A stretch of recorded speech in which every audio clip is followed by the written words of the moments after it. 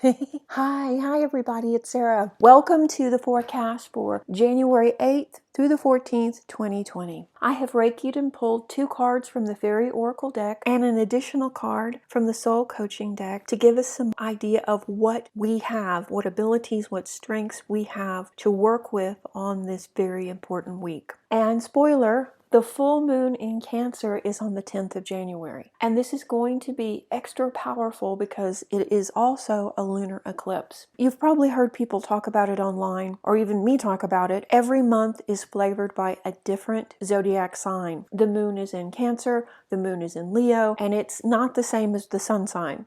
Right? Every year, each sign kind of takes a turn being in the moon. But in 2019, Cancer missed out its full moon. This one will be doubly powerful because of that, and also because it's an eclipse. An eclipse always supercharges the moon, and a full moon anyway is about completion and the ending of cycles. And when you add an eclipse with it, no matter what sign you are, you're going to feel it, and you're going to also feel lessons coming up that are influenced by the sign it's in, which in this case is Cancer, and it's going to be about emotions, home life, your family, security, those kinds of issues. So if you want to know more about this powerful full moon and eclipse, be sure and watch the preview of January's full moon class, which will be up here, or better yet, take the class itself. I've been teaching it for about 10 years now. The astrology is always changing and always teaching us things. This class is easy to understand, and it's heavily influenced by intuitive abilities, but we do talk about astrology and the different positions of the planets and heavenly bodies. So if you want to know more, check it out. I'll put a link below too.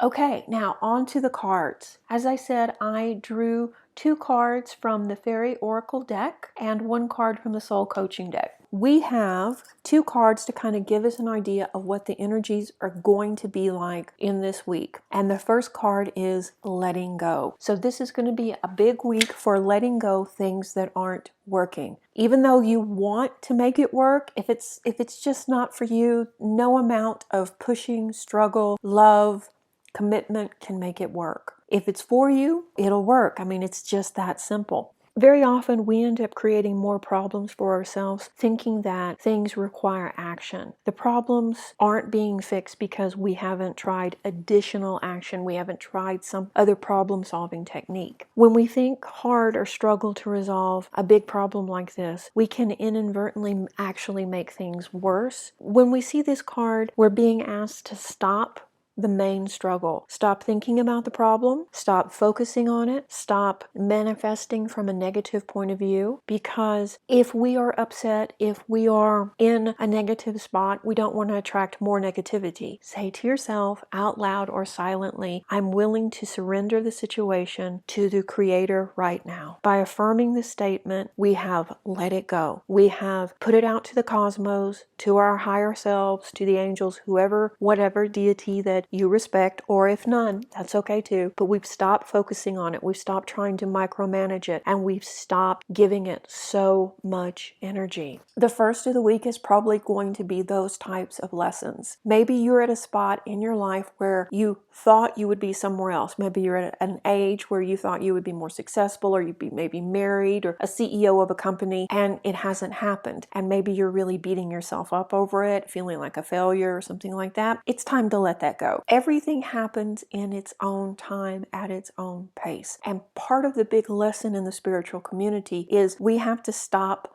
micromanaging everything. We have to set goals, yes. We have to work hard, yes, but not as hard as you think. And we also have to learn that there are times when we must just let go and let the energy flow the way it's supposed to. And what will be for us will stay, and what is not will lead us to something better. So the second card I drew was feeling safe, and it is inverted. So probably this week you're going to be struggling with issues about safety, whether that is personal safety or whether that is financial safety. Cancer has to do with our emotions, feeling grounded, feeling loved, feeling cared for, feeling nurtured, and feeling safe at home. Cancer likes a safe, comfortable home. Doesn't necessarily have to be opulent or over the top, but it has has to be comfortable for what the Cancer native considers to be cozy and nice. So I would say those issues are going to play out. Are you feeling safe financially? Are you feeling safe emotionally in your relationships? And if not, maybe it's time to really look at them and see if they are for you or if you should let them go. The other card that I pulled from the soul coaching deck to kind of give us an idea of what we can use or work with these lessons is truth. And this is really interesting too when you look at the other two cards. So we have letting go, feeling safe inverted, which means you're not feeling safe. And then to work with, we have truth. So I would say it's time to live your truth. It's time to be the person you're supposed to be, the person you know you really are. Stop trying to live up to somebody else's expectations or fit into somebody else's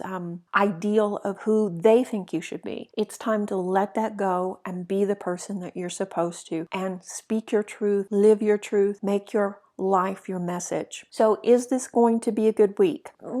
Yes, probably overall. Is it going to be trying? Yes, probably overall it will be trying, but not in a horrible, catastrophic, doom and gloom kind of way.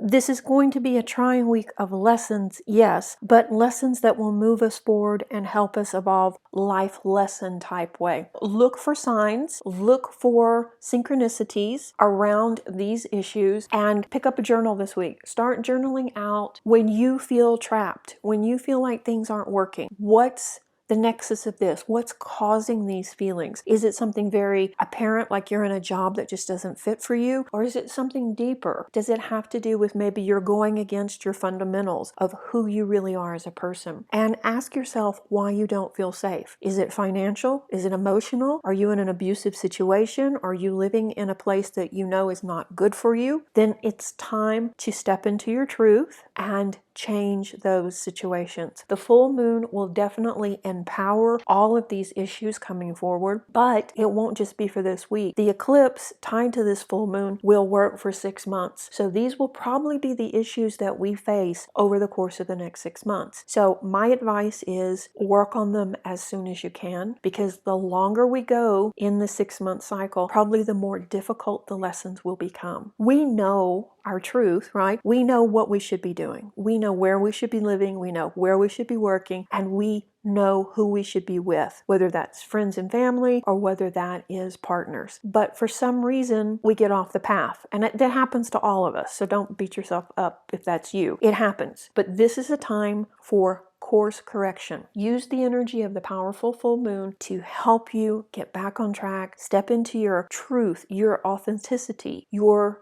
higher self, and really embrace this change, because even though change can be scary, it's ultimately for the best. And you know that on a heart level too. So I'm not telling you anything you don't know. So I hope you found this helpful. Obviously, this is general and broad. If you would like a personal reading, you can find me at Serenity, link below. And as soon as the full moon class comes out, I will link it to this video. And as always, guys, thank you so much for watching and being a part of the Serenity family. Reiki blessings. Bye-bye.